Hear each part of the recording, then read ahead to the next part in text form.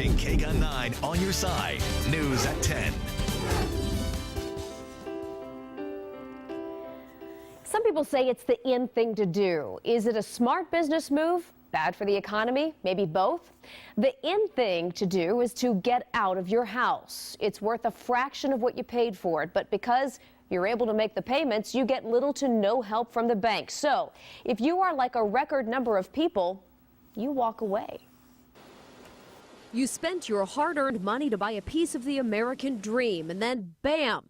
The dream turned into a nightmare when the housing market tanked. So now you're underwater.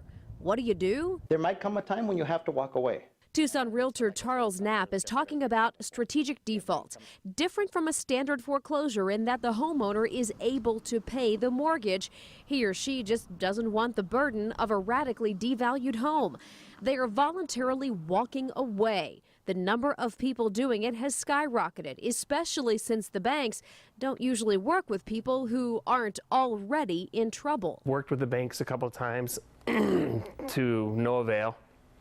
Nobody wants to help anybody until you fall behind in your payments. This Tucson homeowner was nervous about showing his face because he is currently in the process of walking away. It was a decision he did not make lightly. How calculated a decision was this for you? How strategic? It's taken 2 years probably and a lot of savings to actually do it. A lot of pride, but those kind of things you need to look at it as a business proposition, as a business thing, versus actually thinking of it as you're a bad person. In fact, statistics show most people who enter a strategic default are educated, well off, and financially savvy.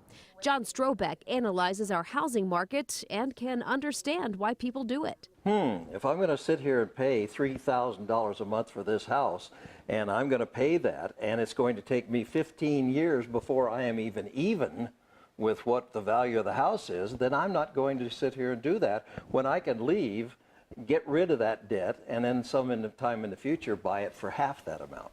Still, it's not a low-risk move. Here's how a typical strategic default plays out. A homeowner in good credit standing is able to make payments. He makes purchases to even better his credit score, then stops making mortgage payments, often living in the home up to 8 months before the bank moves in. Then he walks away from his home and rents while waiting for his credit to bounce back. All of this, of course, assuming the homeowner doesn't lose his job. We're seeing people who foreclose, their scores within the first or second year after moving back up into some good numbers. Chad Rule is the co-founder of YouWalkAway.com, a company that specializes in helping people through this process.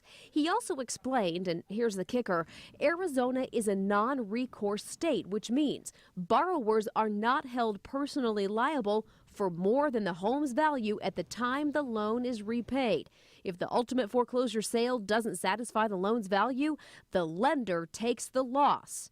As for those lenders, they're going to have to adjust their lending procedures, the credit scores, for people that have foreclosed or short sold their property, because there are going to be so many of them out there. People just like this Tucsonan who, after sleepless nights and lots of research, decided walking away was the best move for his family. You know, it's definitely something that we can look forward to get a secure place for the rest of our lives.